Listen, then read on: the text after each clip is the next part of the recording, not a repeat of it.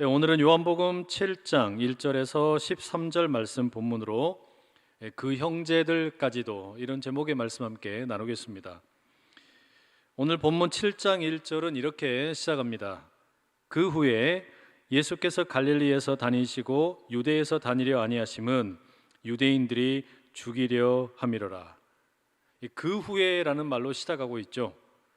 이것은 아마도 6장에 있는 내용 그 후에라는 말이 될 겁니다.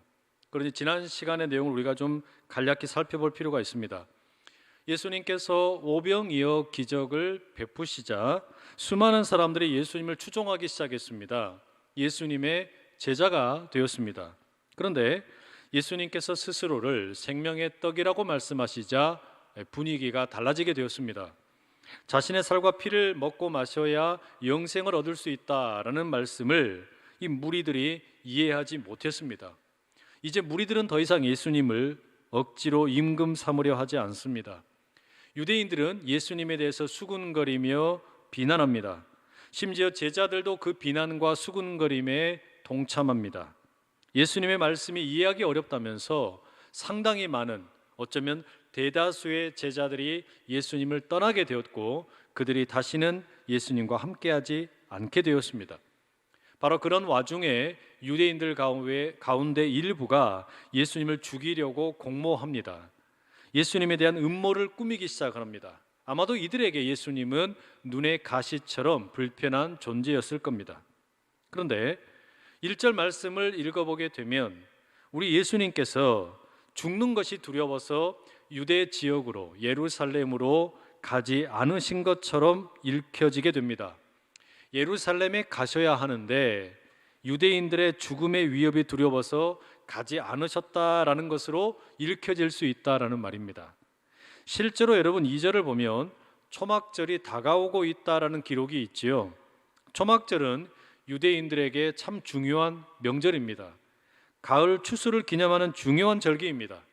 레위기 23장에 의하면 초막에서 일주일을 지내면서 생활을 합니다.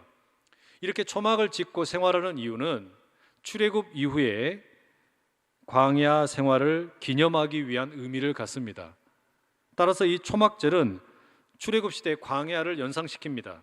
말하자면 하나님께서 척박한 광야에서도 우리의 조상 이스라엘을 지키셨고 그리고 지금도 우리에게 풍성한 추수를 허락하셨다.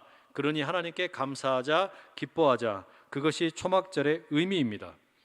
예수님 당시의 초막절은 유월절, 오순절과 함께 3대 절기로 지켜졌고 모든 유대인들이 예루살렘에 올라가서 그 절기를 지켜야만 했습니다. 그런데 예수님께서는 이렇게 초막절이라고 하는 너무나 중요한 명절이 다가오고 있음에도 예루살렘으로 가는 것을 회피하고 계시는 것처럼 보인다라는 말입니다.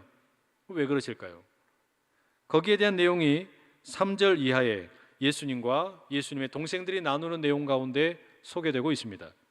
3절, 그 형제들이 예수께 이르되 당신이 행하는 일을 제자들도 보게 여기를 떠나 유대로 가소서.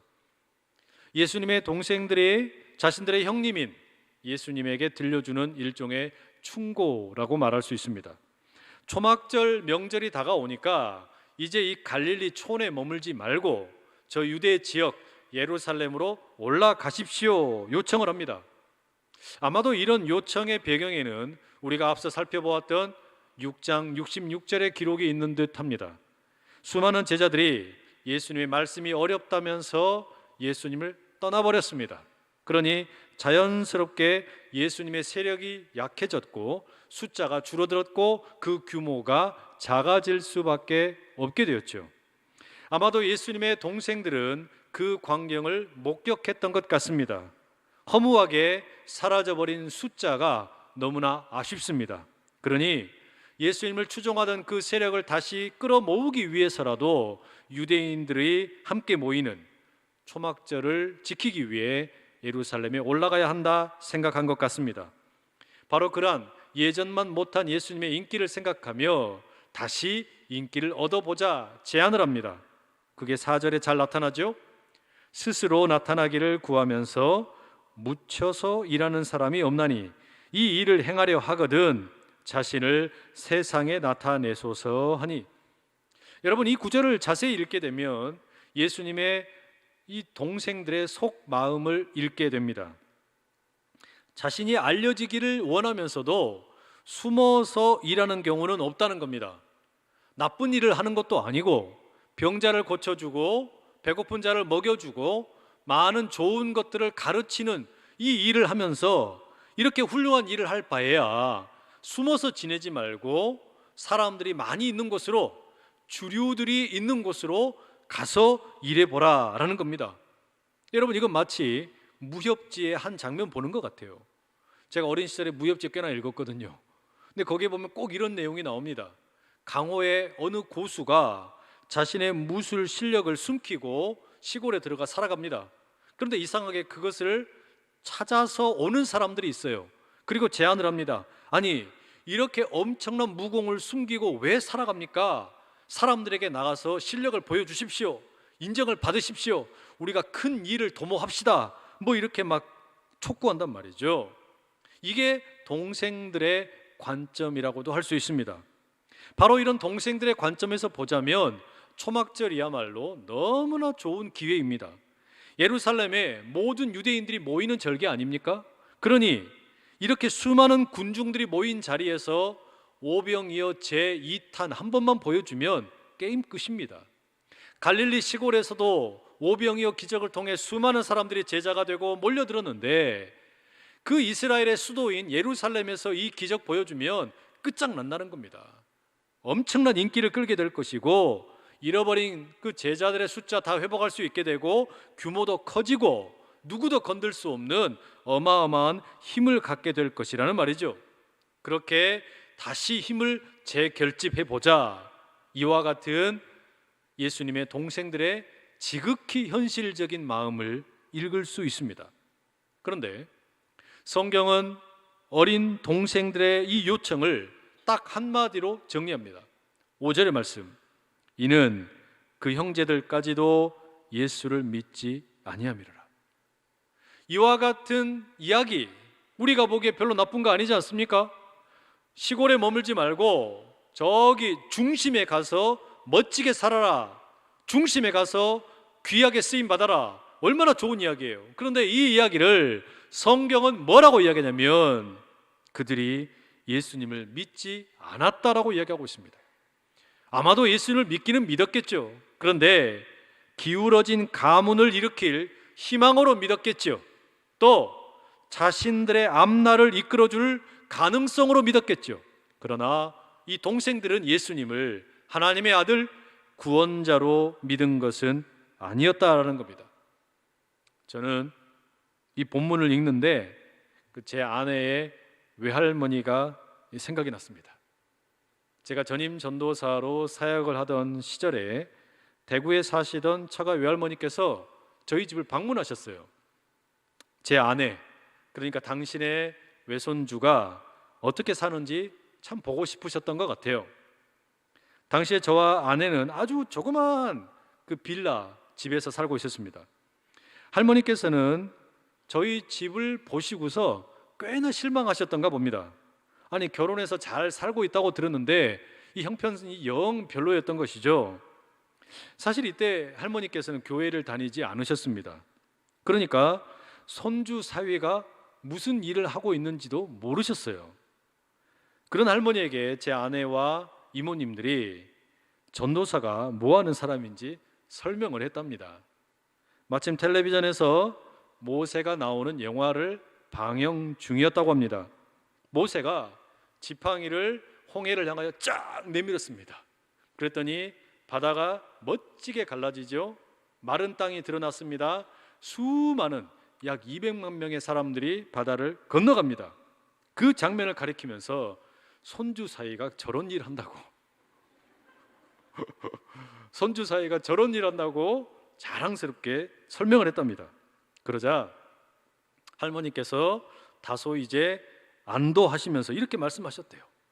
와, 저 사람들 숫자가 얼마고, 한 사람당 1,000원만 해도 저게 얼마고, 승해 서방도 영업이 저만큼 잘 되나, 장사가 잘 되나, 회원이 저리 많으면 괜찮다, 막 그러면 다행이다. 이렇게 이야기하셨다는 겁니다. 이 할머니의 대답이 너무나 흥미롭기도 하고 재미가 있어서 또 그 손주에 대한 그 사랑의 마음이 느껴져서 제가 잊을 수 없는 기억으로 남아 있습니다. 그런데 여러분, 하나님을 전혀 알지 못하고 복음에 대해 몰랐던 우리 할머니의 말씀이 예수님을 어릴 때부터 보고 자랐던 예수님의 피부치 동생들의 이야기와 조금도 다르지가 않습니다. 예수님의 동생들은 예수님이 어릴 적부터 함께 생활했지만 하나님을 오해했고 예수님을 오해했고 복음을 오해했습니다. 그들은 복음을 영향력으로 생각했습니다. 그래서 예수님께 요구합니다. 세상을 향해 영향력을 보여주라고 말입니다. 그러면 자연스럽게 인기도 올라가고 제자의 숫자도 많아지고 더 큰 힘을 얻을 수 있게 될 것이다 라고 말하는 겁니다. 이와 같은 예수님의 동생들의 사고방식은 어쩌면 지금 성도들 다수의 사고방식인지도 모르겠습니다. 우리 역시 이런 방식으로 신앙생활을 하는 경우가 참 많다라는 말입니다. 우리가 믿는 바 복음을 이와 같은 영향력으로 생각할 때가 참 많습니다. 물론 세상 가운데 우리가 선한 영향력을 끼치는 것은 참 좋은 일입니다. 이게 절대 틀린 일이 아닙니다. 지금도 설교 강단에서 우리가 종종 이런 이야기를 듣습니다. 다음 세대를 잘 키워서 지구촌을 섬기는 멋진 영향력 있는 기독교 인재를 양성하자. 이게 우리가 종종 듣는 이야기예요. 저도 청년 시절에 이런 이야기 정말 많이 들었습니다. 고지론, 미답지론 이런 이야기 많이 들었어요. 높은 곳에 올라가서 실력을 키우고 그 영향력을 밑으로 흘려보내자. 그러면 그게 복음의 능력이 나타날 것이다. 이런 이야기였습니다. 좋은 신앙인 중에서 훌륭한 정치인이 나와 정치를 새롭게 하고, 훌륭한 기업인이 나와서 경제를 새롭게 하고, 훌륭한 연예인이 나와서 방송 연예계를 새롭게 하고, 훌륭한 운동선수가 나와서 스포츠계를 새롭게 하고, 훌륭한 학자가 나와서 대학을 새롭게 하고, 세상에 거룩한 영향력을 이와 같은 방식으로 흘려보내자. 이런 이야기들 말입니다. 그렇게 세상 가운데 선한 영향력을 끼치면 자연스럽게 힘도 생기고 돈도 생기고 숫자도 늘어나고 누구도 건드릴 수 없는 커다란 규모를 갖게 되고, 나아가서는 결국 기독교 왕국을 만들 수 있게 될 것이다. 우리가 그렇게 믿은 겁니다. 여러분, 이와 같은 기독교의 선한 영향력, 여기에 대해서 여러분은 어떻게 생각하십니까? 저는 지금도 복음의 선한 능력을 믿습니다. 복음의 선한 영향력이 얼마나 중요한지 절감하고 있습니다. 그래서 지금도 우리 다음 세대 자녀들 가운데 그렇게 멋지게 쓰임받는 미래의 리더가 나오기를 기도합니다. 뿐만 아니라 우리 성도들 가운데서도 각자의 삶의 자리에서 크리스찬 리더로 쓰임받기를 간절히 구하고 또 구합니다. 그런데 제 마음 한켠에는 이 슬로건이 참 두렵습니다. 제 마음 한켠에서는 선한 영향력을 흘려보내자라는 이런 이야기가, 이 예수님의 동생들의 이야기가 상당히 부담스럽게 들려옵니다. 왜냐하면 세상에 영향력을 흘려보내자라는 것이 과연 진짜 복음의 메시지일까 의구심이 들고, 이것이 예수님의 말씀이 아닌 것처럼 느껴지기 때문입니다. 오히려 예수님의 동생들의 생각일 뿐이기 때문입니다. 현실을 봐도 그렇습니다. 우리 기독교인들이 선한 영향력을 세상에 보여주자고 부르짖은 것이 한두 해가 아닙니다. 거슬러 올라가 보면 이것은 313년 로마가 기독교를 국교로 공인한 이래로 지금까지 1700여 년 동안 부르짖었던 이야기입니다. 우리가 온 세상을 기독교 왕국으로 만들자, 그런 생각을 가지고 선교를 했고 전도를 했고 교회를 세웠고 목회자를 양성했습니다. 오랜 시간 동안 이것이 기독교의 외침이었고, 좁게는 우리 개개인의 가정의 기도 제목이었습니다. 우리는 우리의 자녀들을 향한 기도 제목 가운데 그렇게 기도했습니다. 하나님, 우리의 자녀들이 멋지게 쓰임 받을 수 있게 해주십시오. 전문가가 되게 해주시고 능력 있게 해주시고 이들이 사회의 높은 자리에 올라가서 영향력을 마음껏 흘려보내게 해주십시오. 이게 부모 세대의 기도 제목이었고, 이제 부모가 된 자녀 세대가 그 자녀들을 위해서 기도하는 기도 제목입니다. 그런데 여러분, 문제가 있습니다. 우리가 이렇게 선한 영향력을 흘려보내기를 위해서 간절히 기도하고 또 기도하고 1700여 년의 시간을 보냈는데, 한국 교회에서도 200여 년에 가까운 역사가 흘러가고 있는데 왜 교회가 비판의 한복판에 서 있습니까? 왜 교회가 세상에 손가락질을 이렇게도 많이 당하고 있느냐 말입니다. 며칠 전에 청와대 비서실장과 비서들이 일괄 사표를 제출했습니다. 이들이 사표를 제출하자 각종 언론은 다주택을 보유하는 것이 청와대 비서직 자리보다 더 중요하냐 비아냥거리고 있습니다. 그들이 가지고 있는 영향력이 청와대를 우습게 만들어버린 겁니다. 2014년 부동산 3법을 추진했던 국회의원들 가운데 강남 재개발을 통해서, 재건축을 통해서 엄청난 시세 차익을 얻은 국회의원들이 부지기수입니다. 지금 정부의 부동산 정책을 비판하는 야당 의원들 가운데 상당수와 여당의 의원들 가운데 몇 명이 이와 같은 시세 차익을 엄청나게 얻었습니다.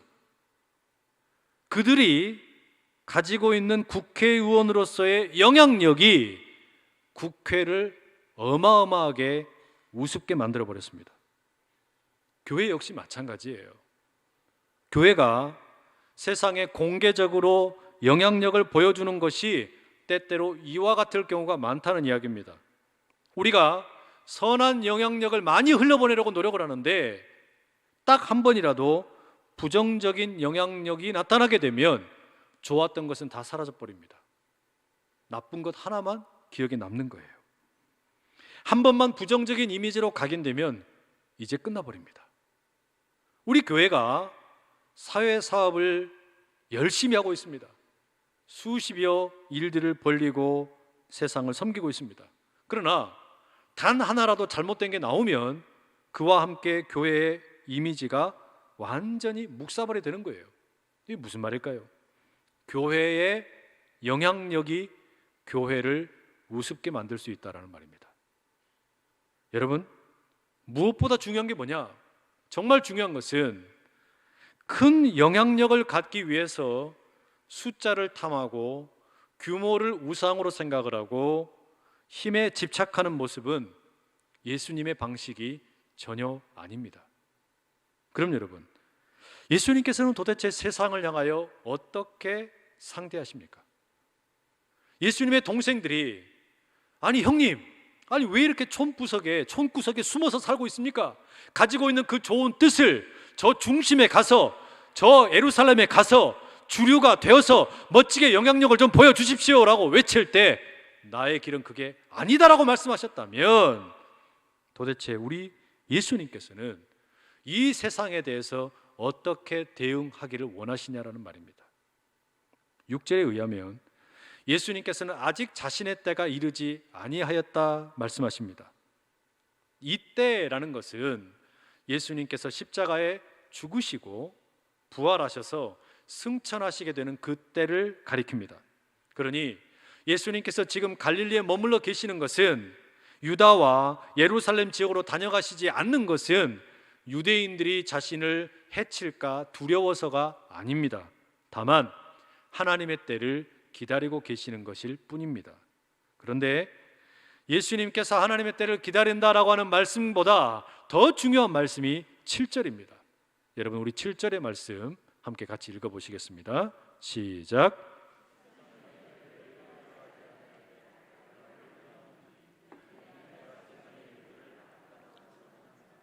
세상이 너희를 미워하지 아니한다. 예수님의 동생들을 향하여 말씀하시는 겁니다. 세상이 너희들의 그러한 사고방식에 대해서 전혀 미워하지 않는다. 다만 나를 미워한다. 예수님의 생각, 예수님의 가치관, 예수님의 세계관을 미워한다는 겁니다. 왜냐? 예수님의 세계관은 세상의 일들이 악하다고 증언하기 때문입니다. 예수님께서는 제자들을 그리고 동생들이 생각하는 것처럼 지금 저기 세상 속에 들어가서 뭔가 멋진 일을 행함으로 선한 영향력을 끼치겠다는 데 있는 게 아닙니다. 예수님 그런 마음이 없으세요. 오히려 세상의 죄악된 본질을 증언하시고 그것으로 세상을 심판하시겠다고 말씀하십니다. 말하자면 이 세상에 얼마나 죄악이 가득한지 이것을 고발하셔서 심판하시겠다는 겁니다. 그러니 세상이 예수님을 미워할 수밖에요. 미워할 수밖에 없는 것이죠. 그렇다면 아니 도대체 예수님께서는 어떤 방식으로 이 세상을 심판하려고 하시는 겁니까? 예수님이 무슨 재판관이 되실 것도 아닌데 이 세상을 심판하려는 예수님의 방법이 뭐냐? 그게 십자가입니다. 예수님의 십자가에 바로 그와 같은 심판의 기능이 담겨 있다는 이야기예요. 말하자면 예수님께서는 십자가의 죽으심을 통하여 이 세상에 얼마나 추악한 거짓이 가득하고 죄악이 가득한지 만천하에 드러내시겠다는 겁니다. 이를 통해서 세상을 심판하시겠다라는 겁니다. 여러분, 이게 역설이죠.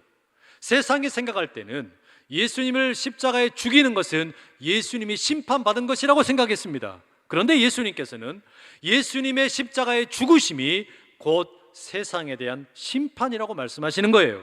이게 예수님의 방식입니다.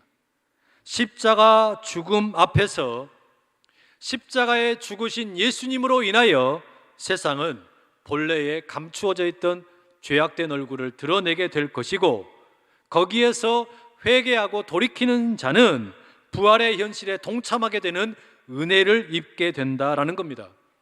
이게 예수님의 십자가와 부활에 나타난 복음이에요.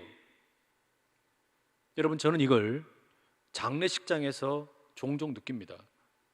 목사에게 있어서 가장 중요한 직무 가운데 하나가 장례 예식을 집례하는 일입니다. 그런데 이 장례식을 자주 다니다 보면 장례식이라는 것이 일종의 심판의 자리처럼 느껴질 때가 있습니다. 이 심판은 죽은 자에 대한 심판이 전혀 아닙니다. 이 심판은 살아남은 자들에 대한 심판입니다. 아직 살아남은 자들을 향하여 지난 날을 어떻게 살았는지 심판하는 겁니다. 그리고 그 죽음의 자리에서, 장례의 자리에서 당신의 남겨진 삶을 어떻게 살 것인지 다짐할 것을 요청하는 자리가 장례입니다.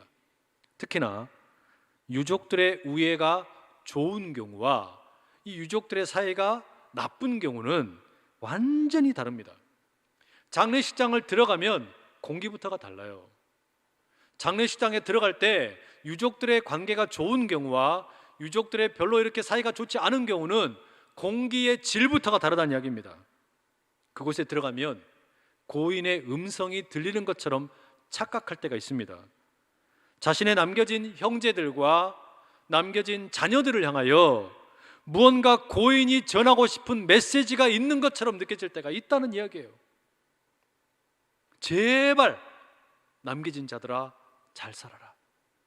제발 나의 형제들아, 나의 자녀들아 잘 살아달라. 이런 고인의 음성이 그 공간 가운데 가득 채워질 때가 있어요. 최근에 제가 서점에서 김완 작가의 죽은 자의 집 청소라는 책을 읽을 때에도 동일한 느낌을 받았어요. 이 저자는 특수 청소 서비스를 하는 분입니다. 이게 어떤 일이냐면 평범한 죽음이 아닌 자살, 고독사, 이와 같이 어려운 죽음의 현장을 찾아가서 청소하는 일입니다. 시체가 오랫동안 방치되었던 곳, 또 누구도 가고 싶지 않은 그런 어떤 장소에 가서 그 고인이 죽음을 맞이한 마지막 공간을 청소하는 일입니다. 이 특수 청소 서비스를 하는 저자가 자신이 경험한 거친 그 죽음의 현장을 적나라하게 보여주는 책입니다. 기회가 되신다면 이 여름에 한번 꼭 읽어보시기를 추천드립니다. 이 책의 저자가 말합니다. 살아있는 자신이 죽은 자의 공간으로 들어간다라고 말합니다. 그 고인의 몸에서 흘러나온 체액에 절어있는 매트리스가 있고 죽음의 냉새가 가득한 그 방안과 벽지를 바꾸려고 합니다. 외면하는 가족들의 시선이 느껴지게 되고 압류딱지가 가득하고 전기세 미납 고지서가 수북히 쌓여 있습니다. 마지막에는 전기 공급을 중단하겠다는 통지서가 있습니다. 여러 쓰레기들이 가득합니다. 고인의 배설물이 있습니다. 이 모든 것을 치우는 일을 감당하고 완전히 비워내는 것이 작가의 일이라는 것입니다. 그리고 그 죽음의 냄새를 다 빼내고 새로운 삶이 시작되도록 돕는 것, 그게 자신의 일이라는 것이죠. 이 책을 읽으면서 그런 생각이 들었어요. 죽은 자가 머물던 공간에는 사실은 살아있는 자들을 향한 엄청난 메시지가 있구나. 그리고 죽은 자가 머물던 공간에는 살아있는 자를 준비시키는 십자가의 은혜가 있다라는 것을 듣게 되었습니다. 여러분, 우리 주님께서 십자가에서 하신 일이 뭡니까? 특수 청소 서비스와 조금도 다르지 않습니다. 우리 예수님께서 십자가의 죽으심으로 세상의 부조리, 인간 인생의 허무함과 막막함, 혼란스러움, 죄악과 덧없음이 그야말로 적나라하게 드러나게 되었습니다. 십자가 앞에 우리가 설 때 우리 인생 가운데 우리의 생각과 우리의 마음과 우리의 몸에 새겨진 수많은 죽음의 흔적들이 다 드러난다는 이야기입니다. 누구도 치우려고 하지 않습니다. 누구도 닦아주려고 하지 않습니다. 냄새 나서 누구도 다가오기를 싫어하는 우리의 생각 속에, 마음 속에 주님께서 찾아오시는 겁니다. 그리고 그 죽음이 가득한 공간 가운데 새로운 생명이 움틀 수 있도록 주님께서는 청소를 하십니다. 그렇기 때문에 십자가의 길은 세상의 화려한 조명이나 숫자나 규모나 힘으로 다가가는 것이 아닙니다. 이것은 아무도 모르게 은밀하게 모두가 가려고 하지 않는 곳에 조심스럽게 찾아가는 길입니다. 죽은 자의 공간처럼 아무도 가려고 하지 않는 그곳에 우리 주님께서는 십자가를 통하여 그 은혜를 보여주려고 하십니다. 바로 그런 이유 때문에 오늘 본문 10절 말씀에 이런 내용이 나옵니다. 그 형제들이 명절에 올라간 후에 자기도 올라가시되 나타내지 않고 은밀히 가시니라. 나타내지 않고 은밀히 우리 주님께서는 예루살렘으로 올라가셨습니다. 죽으셔야 하는 곳입니다. 자신이 생을 마감해야 하는 곳입니다. 왜냐? 우리 모두의 냄새나는 죽음의 세력들을 제거하기 위함입니다. 길이요 진리요 생명이신 예수님께서는 바로 그렇게 은밀하게 나타내지 아니하시고 예루살렘에 올라가셨습니다. 우리가 이 사실을 기억하면 좋겠습니다. 물론 우리는 오병이어 기적처럼 복음의 능력을 대중 앞에 수많은 사람들 앞에 보여줘야 할 때가 있습니다. 그러나 동시에 복음의 역사는 나타내지 않고 은밀하게 십자가의 길로 드러나는 경우가 훨씬 많습니다. 코로나19 바이러스와 함께 지금 우리는 신앙의 도전을 경험하고 있습니다. 교회에 대한 새로운 인식을 요청받고 있습니다.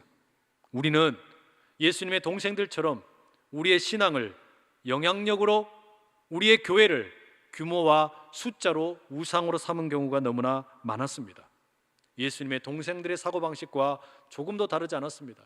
그런데 코로나와 함께 우리는 지금 새로운 요청을 받습니다.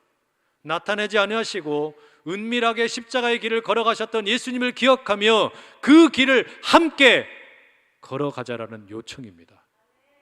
그것이 우리 교회의 표 중에 하나이기도 합니다.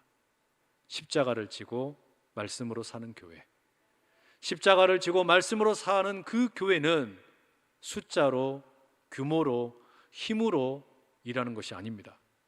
나타내지 아니하나 은밀하게 우리 주님께서 누구도 상대하려고 하지 않는 죽음의 길을 걷어내고 우리 주님이 보여주시는 부활의 새 생명을 보여주는 이 아름다운 역사의 현장 가운데 함께 걸어갈 수 있는 우리 모두가 다 될 수 있기를 간절히 축복합니다. 기도하겠습니다. 사랑하는 예수님, 예수님의 동생들이 가졌던 사고방식이 오늘 우리의 모습임을 고백합니다.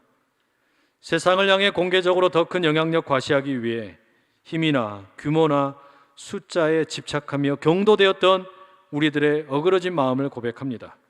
그러나 십자가의 길을 걸어가신 주님께서 나타내지 아니하시고 은밀하게 그 길을 가셨음을 기억하게 하여 주시옵소서. 누구도 들어가기를 싫어하는 죽은 자의 집, 그곳에 청소를 담당하시는 예수님, 우리의 죽어버린 심령과 죽어버린 생각과 죽음만 가득한 모든 생각 속에 친히 찾아오셔서 새로운 일을 행하기 원하시고 부활의 새 생명을 주기 원하시는 그 주님을 붙잡게 하여 주시옵소서.